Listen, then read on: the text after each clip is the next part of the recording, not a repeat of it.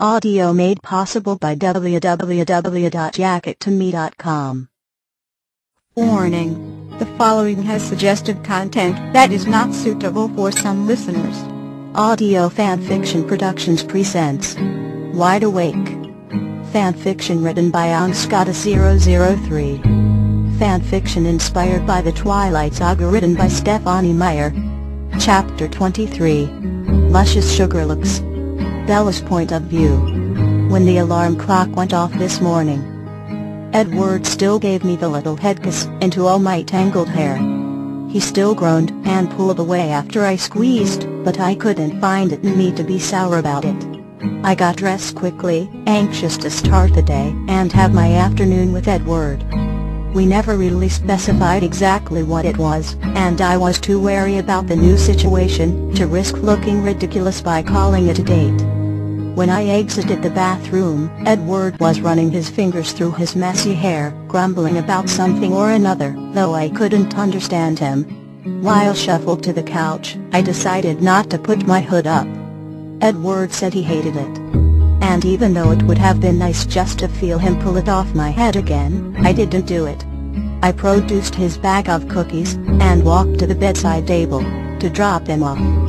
I spared him a sideways glance, wondering if I could maybe get another cheek kiss, and he was looking at me again. I turned full on and smiled at him, which he returned crookedly. He sat up and leaned towards me, so I got closer and he put one little kiss right on my cheek. Not nearly as erotic as yesterday's, but still sweet all the same.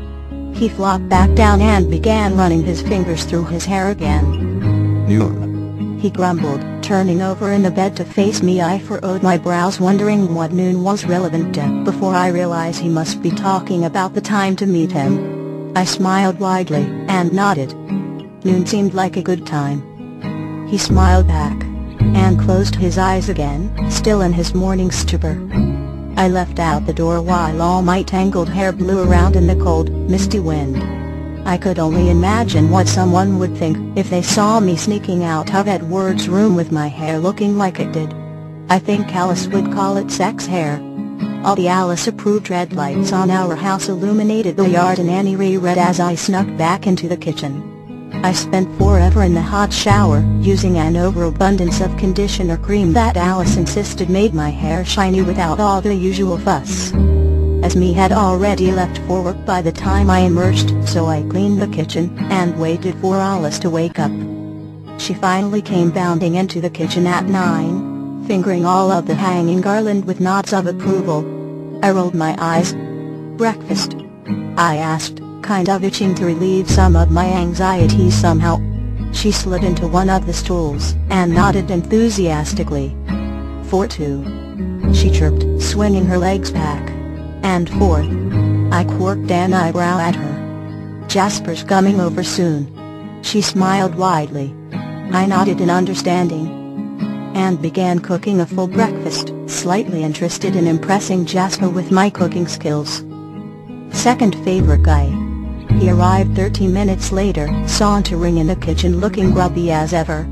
I was so shocked that Alice hadn't made him up yet.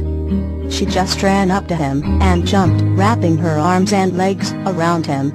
I grimaced a bit and kept my attention on the stovetop while they kissed. Bella, Jasper nodded, offering me a smile once Alice unwrapped herself. I nodded and smiled back while they each took a stool. I set all the food out on the countertop, and poor Jasper looked like he was salivating at the sight of all the pancakes and bacon and fruit. He reminded me a little of Edward in that moment. I chuckled and shook my head, taking my seat in front of them and watching him just basically eat everything in sight with a smile. It was still tense having him in the house, and I ate as far away from him as I could, but he seemed to emit an air of calm and cool around himself that even seemed to spread to Alice.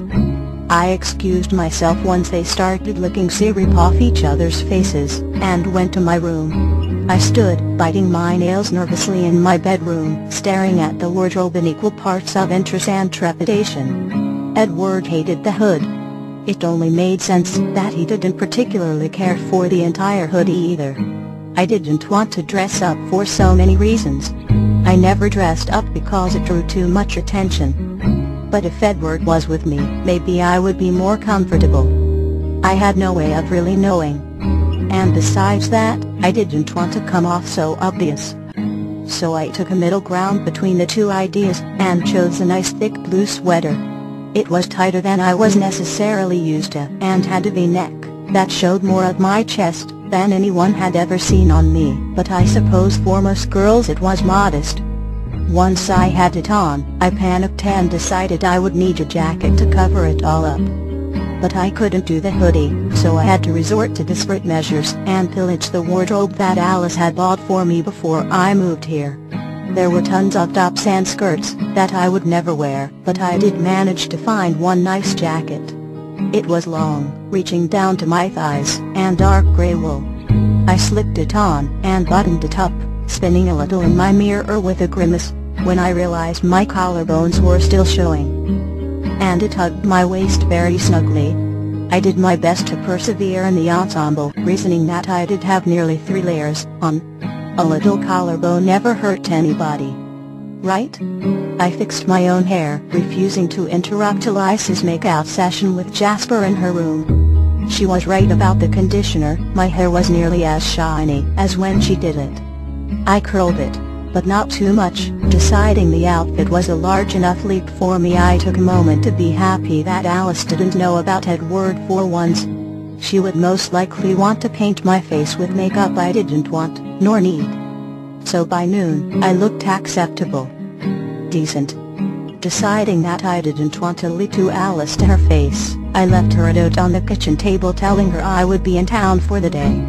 I glowered at my collarbones in the mirror, and blushed profusely at the 5 inches of skin showing before I left the house. I chanced to peek at the Cullens' driveway, taking notice that the Volvo was already gone, and began making my way down the road. I wrapped my arms around myself, feeling far more naked than I really was, and kept my head down as I passed the houses on our block. I could spot the little silver car on the side of the road at the end of the block, and I immediately began feeling really stupid for not just wearing the damned hoodie. But I kept shuffling towards it with my head down, blushing at the gravel that was crunching beneath my boots. I didn't look up until I saw tires come into my vision. I took a glance around the road to make sure no one was looking, and opened the door, quickly throwing myself in the cushy leather passenger seat, and still feeling really ridiculous while I closed the door. My face was flaming hot, and I chanced to peek over to Edward in the driver's seat.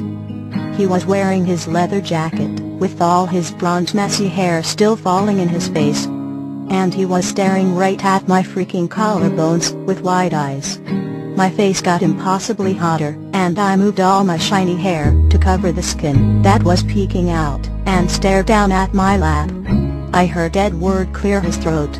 You look nice. He mumbled, and started the car, shifting his attention to the road. I shifted uncomfortably in the seat. Thanks.